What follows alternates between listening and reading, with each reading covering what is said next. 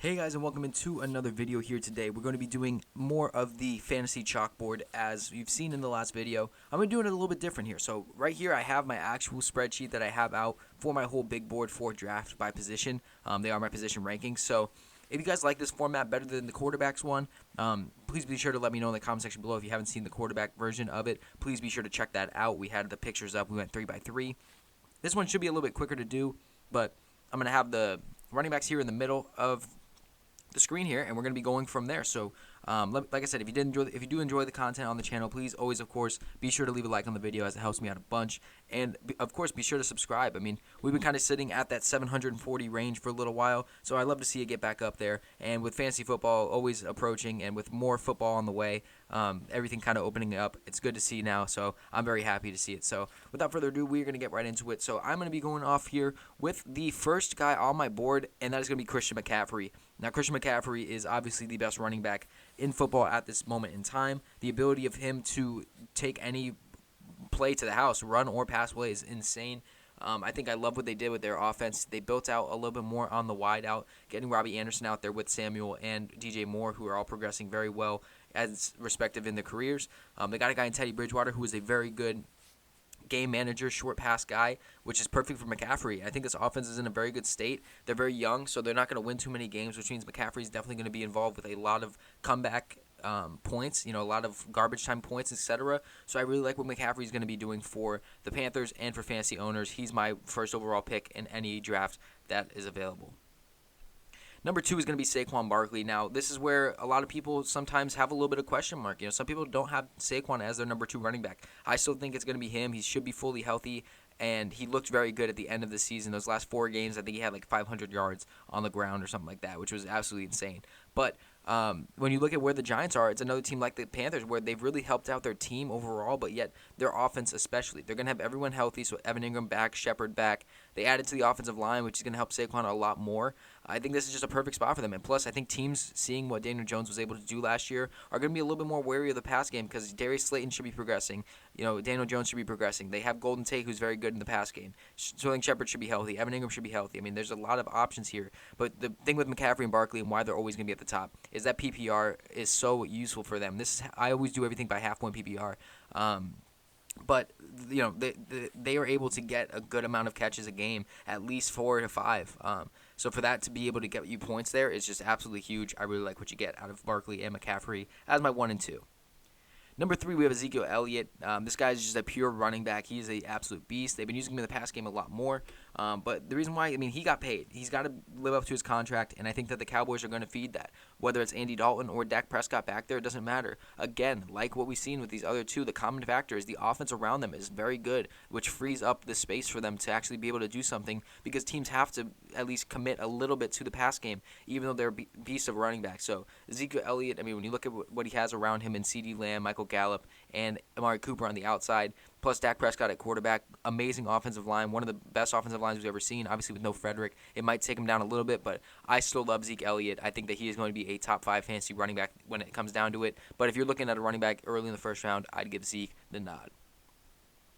Going over to number 4 here, Alvin Kamara. I think he's going to bounce back. I think this New Orleans team is going to be doing a lot more. He was dealing with injuries last year. Murray was in there a lot more. I think this is time for Kamara to come back and come back hard. I really like his game. Once again, another guy who is just as good of a receiver as it seems as he is a running back, which is not a knock on him, but it's a very big bonus for him. So I really like what Kamara is going to be able to give you as a player. If he was on the board as the 4th running back, I'd probably going towards him. This is a time where a lot of guys are going to be close around this range. I think those top 3 are a little bit higher than everyone else. Right here, if I had picked 4 in the draft and those 3 were gone already, I'd be looking, saying, okay, do I want to go for a receiver like a Michael Thomas or something? But I love Alvin Kamara. I think that he's going to be much better this year. Going down to number 5 here, Derrick Henry is my 5th running back. You're not going to get too much PPR with him, but Deion Lewis is out of there. He went to New York. So there's a lot more passing opportunities for him. He's had plays where he takes a catch to the house, but it's just more rare than it is likely. But what you get out of Derrick Henry is an absolute beast of a runner. In the playoffs, he was getting like 180 yards per game. He was just an absolute beast. He works well with Tannehill. Tannehill gives them the opportunity to pass the ball more, which gives Derrick Henry more capital and more space to run the ball more, when they're not passing. So I really like what Derrick Henry's going to be able to do. He's in a contract year. He's got to run hard. I really like what they're going to have in Derrick Henry. So he's one of my favorite running backs, even in a PPR standpoint. Number 6 here, Dalvin Cook. Now, Dalvin Cook, some people have him as the running back 3. I've seen him as high as number 2 even. But the reason I have him this low is you can't go into fantasy football not worrying about injuries, especially a guy who's had consecutive injuries every year. He hasn't missed a full season, which is good, which is harder for him in his earlier years. But this guy's a beast of a running back, man.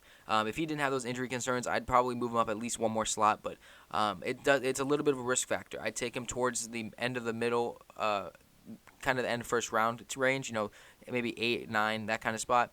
But when you look at what Dalvin Cook can bring you, I mean, like I said, just a guy who's an absolute game changer. There's a lot of more space open now because their offensive line is getting better, and they did lose out on Stephon Diggs going to Buffalo. They replaced him with rookie Justin Jefferson. So where you're going to get your fantasy points is a big risk because how much are teams going to be scared of their pass game now that they're arguably their most athletic receiver is gone. They have Adam Thielen, who also deals with injuries. And the Minnesota team is just kind of a place that's been riddled with injuries in their star players for a while. It's a little worrisome, but I love Dalvin Cook as a player. If he's healthy, he's an absolute beast. I love what you can get out of him. Then we go over here to number 7, where I have Josh Jacobs, the Las Vegas Raiders running back here.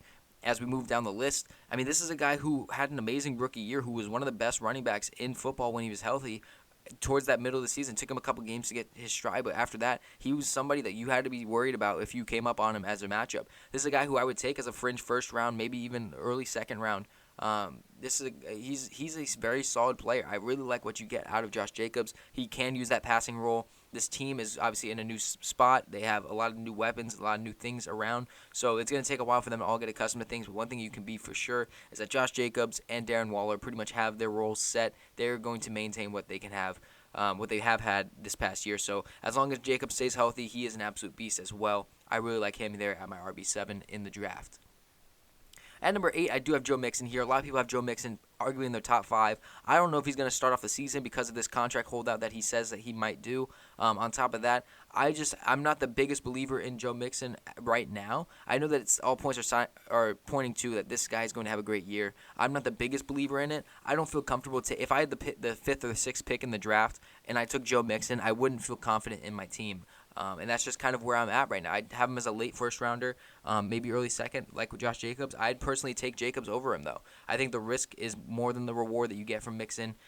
Last year, he didn't have the best season. Obviously, it was a bad team. But overall, I think that Joe Mixon is a very talented player. But, I just think there's a lot of risks surrounding him compared to the reward that you can get. I'd rather take away the risk and go for a guy like a Josh Jacobs over a Joe Mixon if I'm picking towards the end of the first or early in the second. Then we got over to number 9, a guy who a lot of people are starting to fall in love with here, Kenyan Drake. Now, Kenyan Drake, what he is going to be able to do is completely, and I mean completely, change what Arizona is able to do. I mean, when he came after the trade deadline last year, he was an absolute beast for the Cardinals. He fits into the system perfectly. They were able to use him as a weapon. He was able to do so much. He looked like a very, very capable running back, and he's in a perfect spot. A lot of teams have got to worry about Kyler Murray's speed. They got to worry about DeAndre Hopkins on the outside. I mean, this is a very dynamic offense, especially with how high-flying it is in this air raid offense. Kenyan Drake's going to get you PPR points. Kenyan Drake's going to get you points on the ground. This is a very good running back for this Arizona system, and that's why he cracks my top 10. Now, at the number 10 spot for my draft rankings, it is going to be Miles Sanders out of Philadelphia. Carlos Hyde signing with the Seahawks helps a ton because he was looking to sign to Philadelphia, but that frees up a lot of space for Miles Sanders. He was one of the best rookie running backs last season. He was an absolute beast in the pass game. He was a very capable receiver, and he's good on the ground. This is a guy who is in a very good spot. Now, he does have a tough division with running backs, kind of like how, Saquon Barkley does too, When you look at what the strong suit of the NFC East is, it's pretty much everyone's D-line. In Philly, you got Brandon Graham and Fletcher Cox. And in New York, you have Leonard Williams and Dexter Lawrence. Philadelphia, I already said Philadelphia. In Washington, they added Chase Young already to Deron Payne. They pretty much have all defensive line on their team. And then in Dallas, you have DeMarcus Lawrence. Obviously, they had Gerald McCoy, Dontari Poe. There's a lot of it's a lot of pressure up the middle, but this is a guy who's able to bounce to the outside, who's able to make those catches. And I really believe in what he can do for this Philadelphia offense. No matter if Carson Wentz is there or not, I think that he's going to be able to get his points, especially in the air, more or less than on the ground. But I really like Miles Sanders. He's cracking my top 10. Now I'm going to start going by 5s here. as you might have just seen somebody else. But we're going to go by fives here. Just kind of go through everybody. Aaron Jones is my number 11. I'm worried because they drafted A.J. Dillon. They already were splitting carries with him and Jamal. We thought this was the year that we were going to be able to free Aaron Jones and let him take over this role because he proved last year he's one of the best running backs when he's given the right role, and they just don't feel like giving it to him. They never have. I don't think they ever will. So until he goes to another team, I don't think that he's going to have the role that he deserves. But, Aaron Jones is still an absolute beast. If you get him as your running back 2, you get him in the second round somewhere, even maybe the third round if he somehow falls there, I think you're in a very good spot. I think that is a solid place for him to be in because overall his pass catching ability, his running ability is going to still shine above Jamal Williams and A.J. Dillon. Then we have Austin Eckler, who I put him at 12. A lot of people have him a little higher, but it's going to be hard for him to replicate what he was doing last year. If he does, that's great. Then that means that we know what Austin Eckler is as a player from now on, if he's able to do it for 2 seasons in a row. But this is a very different team. They have a different offensive line group. They have, obviously, the same weapons on the outside, but different. I mean, Hunter Henry's fully back. They have Tyrod Taylor, who usually doesn't throw to his running backs too much. They have Justin Herbert, who will have to see what he looks like in the NFL. It's a very different team. I'm not sure how they're going to do as a team, so I'm a little bit worried about Eckler. I wouldn't take him as my first player. Once again, it's another thing like the Joe Mixon situation. If I took him with my first pick, I don't know how I'd feel about my team. So, I love Eckler. I think that number 12 is a good spot for him to be in. I think that this is probably where he'll end up towards the end of the year, is around this 10 to 12 range as RB 10 to 12, and I think that's a very good spot for him to be in. But overall, I wouldn't take him till then. Now, Nick Chubb being at 13, I know that a lot of people are probably looking at this saying that's crazy. I'm so worried because Kareem Hunt is fully healthy. He's off suspension. He's going to be able to learn the system, and he is a weapon. Kareem Hunt was a top 5 running back before the suspension, before getting cut by the Kansas City Chiefs, and he looked very good last year. When he came back to playing football, him and Chubb were like a touchdown apart from points. Kareem Hunt was right on his tail for points. Now, Chubb is still going to be a very viable running back. He's one of the better running backs that we have in the NFL. As a player, he's very good. He's a top 10 player without even a doubt.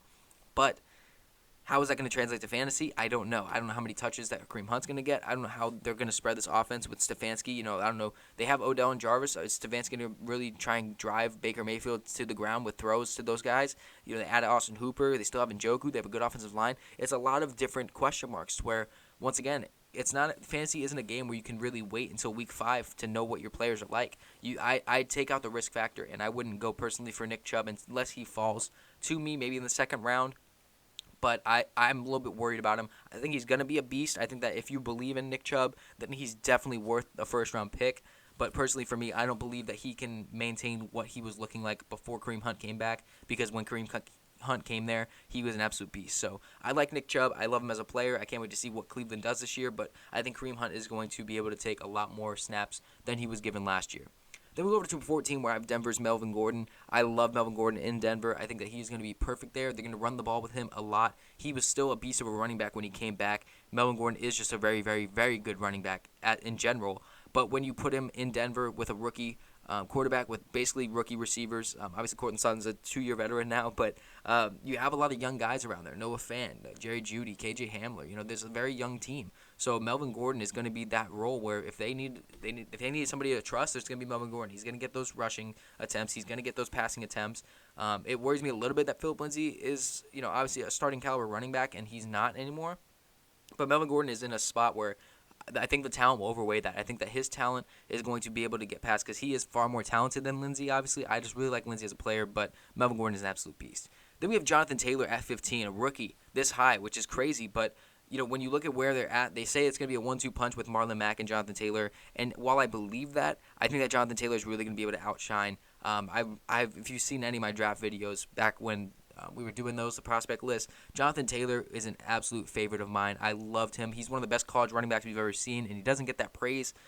He was running to the ground in college. He's had a couple fumbling issues, but in Indianapolis with Phillip Rivers there's a lot of, once again, question marks around the team. I think if you have question marks around the team, how is this going to mesh? Running the ball is going to be a main factor for them. And when you have a guy like Jonathan Taylor and Marlon Mack, it's going to be good. I really like Jonathan Taylor here. He is somebody I would love to own. Going on to the next 5 here, we're going to go to Clyde EdwardsHelaire, who was a first-round selection by the Kansas City Chiefs. Wasn't the best running back on the board, but they said he fit the system the best, so you got to believe in what he can do because they obviously believe in what they can do. I would have taken DeAndre Swift. I would have taken Jonathan Taylor, probably Dobbs and Akers over Hilaire, to be honest. But they really like what he can do for the system, so you know they're going to get him involved very, very quickly. So he's definitely a great guy to get in that second to third round range. I like him here at 16. Todd Gurley and David Johnson and Le'Veon Bell all are down here, which is weird because 2 years ago they were all fighting in the top 5. But Todd Gurley in Atlanta, I think that he's going to be healthy. I think they're going to run him a lot more because they have him on a 1 year. If they run him to the ground and he doesn't do well, his contract's over after the year. They're able to use him as much as they want, as little as they want. They have full control over him because after a year, if they don't want him anymore or he's not performing, hey, they don't need him anymore. He's done. So I really like what they have in Todd Gurley. I think that he's going to have a resurgent year. I think that he should be playing a lot healthier because personally, just as a personal thing, I know that if I was getting talked about in the media like Todd Gurley is, how he's just lost everything, he's not good anymore, I'd be fired up. So Todd Gurley, I think, is going to do very well in Atlanta. A good offense around him. Matt Ryan, Julio Jones, Calvin Ridley. I really like what they have there. David Johnson in Houston, the simple fact that they basically traded DeAndre Hopkins for him proves that, Bill O'Brien's got to run him into the ground because if David Johnson doesn't work, then he really looks like he failed the trade. Everyone says he lost the trade. He lost the trade. Well, if David Johnson performs well, he's going to look like a smarter man than he does right now. But David Johnson needs to perform to do that. And how are they going to do that? Well, they're going to run him to the ground, man. He is going to be a bell cow back, a lead back, everything that you need in between. He's going to catch passes. He's going to do everything. So I think that getting David Johnson might be a sneaky good play as your running back 3 flex option. He's definitely somebody that I would look at in those middle rounds who might be falling because obviously the risk of injuries and how he has underperformed the past few years. He hasn't played horrible, though. If you got him in like the 3rd, 4th round, that's a pretty good spot for him because that's about his value when he actually plays. So, last year when he was playing, he was very good. Just not where he was drafted. He was obviously a first-round selection, maybe early second last year. He wasn't worth that. But now at this spot, I think he's good. Le'Veon Bell here at 19. I like Le'Veon Bell, but this offense is just very, very weird. They don't really have a pass game right now. Sam Darnold's still a question mark when it comes to how he is an NFL quarterback. Offensive line has never worked together. There's pretty much everybody new there. They all have to mesh together. I think it's going to be a rough sledding for him. They signed Frank Gore as well. I'm just worried about this whole team in general. But Le'Veon Bell, his talent should prevail. He'll get you very good points, especially in that 4th round range.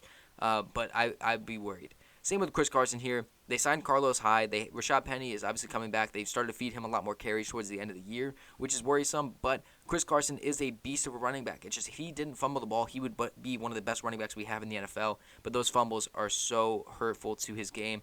Pete Carroll is so sick and tired of him. He's pulled him. I'm tired of seeing Travis Homer and what's the other dude's name? CJ Prosise getting touchdowns over Chris Carson. It really it's irked me. As a Chris Carson owner, it has irked me a lot. I really like the guy. I think that he's one of the better running backs we have in the NFL talent-wise. But those fumble and injury concerns, plus Carlos Hyde being signed, it does knock him down to running back 20 for me.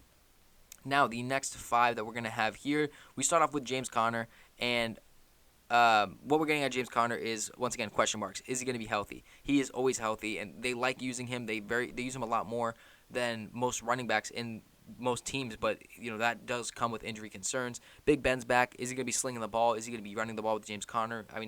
There's a lot of question marks surrounding this Pittsburgh offense. I'm not a big James Conner guy for fantasy. I'd stay away from him if I were you, but at 21 on the draft board, if he was there past these guys, who's there in like 5th or 6th round, I'd take a look and take him because the upside's there. Mark Ingram, he's always going to be in this range on the draft. He's always going to be that middle round guy, but he's always outperforming that. He's always doing well. He has such a good relationship there with Mark Ingram, with Lamar Jackson, Hollywood Brown. They're a very tight-knit group there. They all have fun together, so you're able to see how he's going to still be used. He's not going to be thrown away because they drafted J.K. Dobbins. I think J.K. Dobbins is going to do very well. I just think he's going to take kind of a backseat role to this team because Mark Ingram is the man there. When you go to 23 here with Devin Singletary, he's finally alone in that backfield. Frank Gore is not going to be stealing all those carries. They do have T.J. Yeldon. I don't think that's going to be too much of a big deal. They got Zach Moss, I believe, as well. Once again, I'm not too worried about it. I think Singletary, this is his backfield. It's just he's not going to get 40 snaps a game, 40 carries a game, but he's going to do well. He showed when he was on the field, he was a very fun running back to watch. He's made some very good plays. I'm excited to see what he can do in Buffalo with this new offense of Stephon Diggs being added. I really like the additions that they made. I really like the team in general. I think that they're probably the shoe-in to win that division. but we'll see what happens. I like Devin Singletary, though. Raheem Mostert here, it's really just because it's a crowded backfield. Talent-wise, I think that he would be up a little bit higher, but they still have Coleman. They have Jerick McKinnon back. Hopefully, we never know what's going to happen with McKinnon. He's missed the past 2 years. But when you look at what Mostert has done for this team, he's basically the sole reason they were able to get to the Super Bowl, and the reason they probably would have won the Super Bowl if they did end up winning. But he's gonna be down here. Not a bad spot for him to be drafted at. I wouldn't have him as one of my starting backs unless he was one of the late picks or I'm sorry, large leagues is what I'm trying to say. Large leagues. If you're in a league that's like 14 people, that's going to be big. But Raheem Mostert, he's not a guy who you really want as your starting guy, but definitely a guy who you'd be able to cycle in is very good. DeAndre Swift in Detroit, I think he's going to win the job over Kerryon Johnson. I think he's an absolute beast. It's just the fact of, hey, how is he going to work out in this offense with this team? How much are they going to use him? How much are they going to use Kerryon, etc.? But the talent overall, I think between him and Jonathan Taylor, they were pretty much 1A and 1B. Great running backs. In any other draft, they would have been first-rounders, which it sucks, but they landed into a solid spot for them to land. I like DeAndre Swift there in Detroit.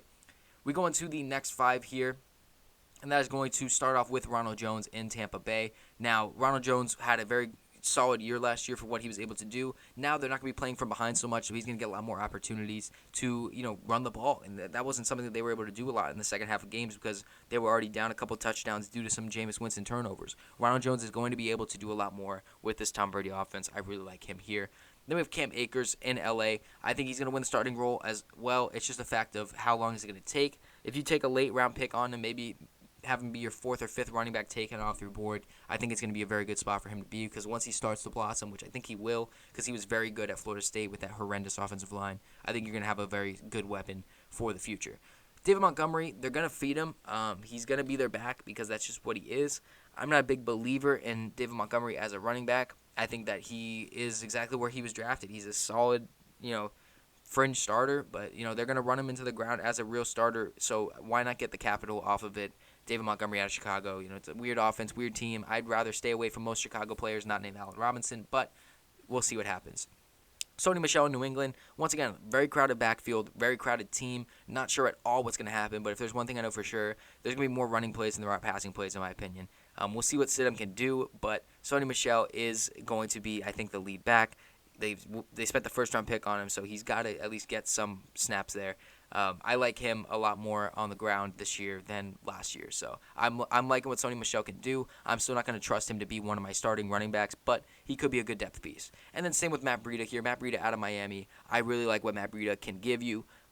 I think that he's able to do well. He's done very well in San Francisco, so now that he's in Miami with Jordan Howard, I think they're probably going to split snaps, but Matt Breida is going to get a lot of upside there because of his pass-catching abilities. I really like what Matt Breida has in Miami. I'm excited to see what he does. Now, we'll move on to the next 5 running backs here, and then we're going to just kind of go through the rest of the list after that. Marlon Mack at 31, we already talked about it. I think he's going to, he's going to be a 1-2 punch with Jonathan Taylor, but I think that Marlon Mack is going to be not the beneficiary out of the two because the youth is not on his side. He's going to be finding a new team. Same with the guy right below him, Kerryon Johnson, probably after this year. We'll see what their careers look like, but they're still great running backs. It's just the fact that backfield is going to be going more towards the younger guy with the fresher legs because that's going to be their franchise player. Tevin Coleman down there at 33. Once again, he's not the number 1 to Raheem Mostert. I think he lost that last year. But when he came back off of injury, he was an absolute beast. He came out firing. He was one of the best running backs to own that first week he came back. So I'm very excited to see what they do in San Francisco, especially because the team looks a lot more different than last year. They had lost a lot of things. Emmanuel Sanders, they lost to DeForest Buckner on the opposite side. So how they're going to go with the team, it's going to be weird, but we'll see what they can do. Kareem Hunt at 34. I really like Kareem Hunt.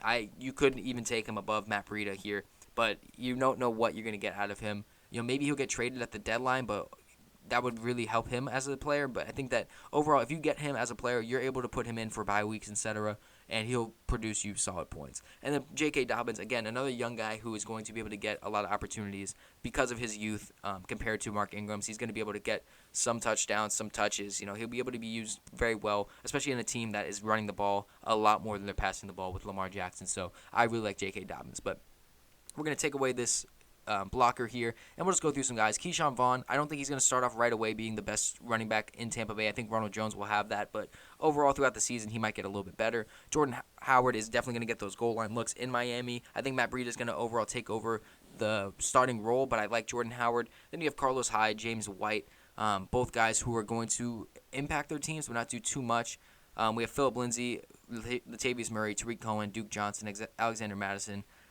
These guys are all going to be involved in their team as the number 2, but they're not really going to be the main guy, and it's worrisome to play them. But Phillip Lindsay, Madison, these guys are able to not only come in and just provide a spark, but also they have people in front of them where if they go down, the game plan's not going to have to change too much because they're able to handle that load. So I'm very excited to see what these guys can do.